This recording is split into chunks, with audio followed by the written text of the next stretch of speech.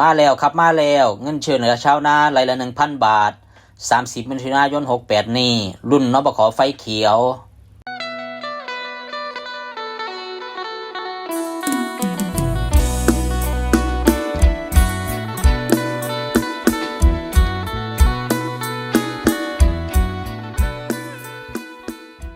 กราบสวัสดีครับ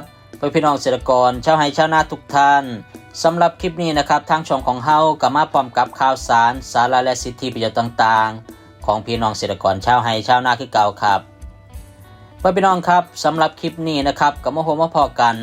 ในวันที่30มิถุนายน2568ซึ่งทางช่องของเฮานะครับก็ได้มีข้อมูลข่าวสารความคืบหน้าสำหรับเงินช่วยเหลือพี่น้องชาวนาปีการผลิต2568-69หรือว่าเงินช่วยเหลือชาวนานะครับรายละ 1,000 บาทครัวเรือนละบ่เกิน10ไร่ซึ่งล่าสุดนะครับทางอธิบดีกรมการข้าวก็ได้มีการนัดประชุมนบข.ในวันที่30มิถุนายนนี้เพื่อเป็นการช่วยเหลือเกษตรกรผู้ปลูกข้าวหน้าปีและหน้าปังและก็จะมีการเคาะนะครับมาตรการเสริมอีก4โครงการซึ่งความคืบหน้านะครับล่าสุดจะเป็นอย่างไรนั้นเดี๋ยวมื้อนี้เรามาติดตามข่าวสารนี้ไปพร้อมกันครับและก่อนที่ไปรับฟังรายละเอียดนะครับก่อนอื่นทางช่องของเฮาก็ต้องขอกำลังแรงใจจากพ่อแม่พี่น้องนะครับด้วยการกดไลค์กดติดตามและที่สำคัญนะครับอย่าลืมกดสั่นกระดิ่งเอาไว้เพื่อทางช่องของเฮานะครับได้มีข่าวสารใหม่ๆพ่อแม่พี่น้องก็จะได้บ่พลาดข่าวสารและสิทธิการช่วยเหลือจากทางรัฐบาลนะครับโดยความคืบหน้าล่าสุดนะครับนายประโมทเจริญศิลป์นายกสมาคมชาวนาและเกษตรกรไทยท่านก็ได้เปิดเผยว่าจากมติในการประชุมคณะกรรมการนโยบายและบริหารข้าวแห่งชาติหรือว่านบข.เมื่อวันที่26มิถุนายนที่ผ่านมาที่มีนายพิชัยชุนหาวชิระรองนายกรัฐมนตรีและรัฐมนตรีว่าการกระทรวงการคลังเป็นประธานในที่ประชุมก็ได้มีมติสั่งการให้กรมการข้าวในฐานะเลขานุการคณะอนุกรรมการนโยบายและบริหารข้าวแห่งชาติด้านการผลิตร่วมกันกับทางธนาคารธกส.จัดทำโครงการและหลักเกณฑ์เงื่อนไขสำหรับโครงการเพื่อเป็นการช่วยเหลือเกษตรกร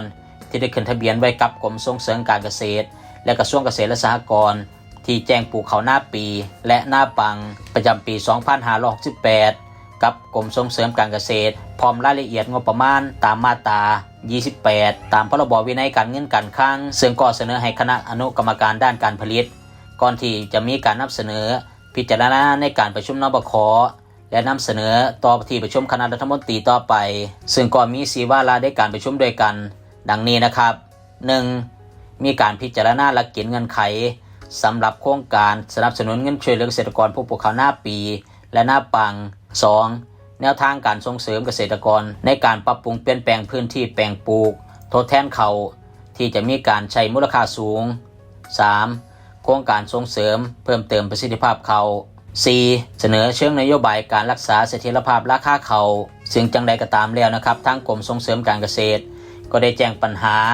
ว่ามีการพิจารณาความเดือดร้อนสำหรับเกษตรกรผู้ปลูกข้าวซึ่งทางด้านธนาคารธกส.ก็ยังได้กล่าวว่า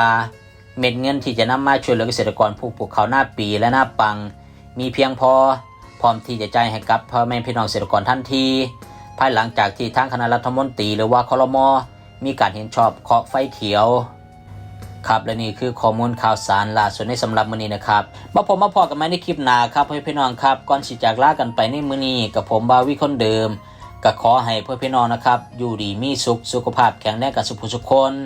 ขอให้ได้รับการช่วยเหลือจากทางรัฐบาลโดยเร็วไวและก่อนสิจากลากันไปในมื้อนี้กับผมก็ต้องขอกล่าวคำว่าสวัสดีครับ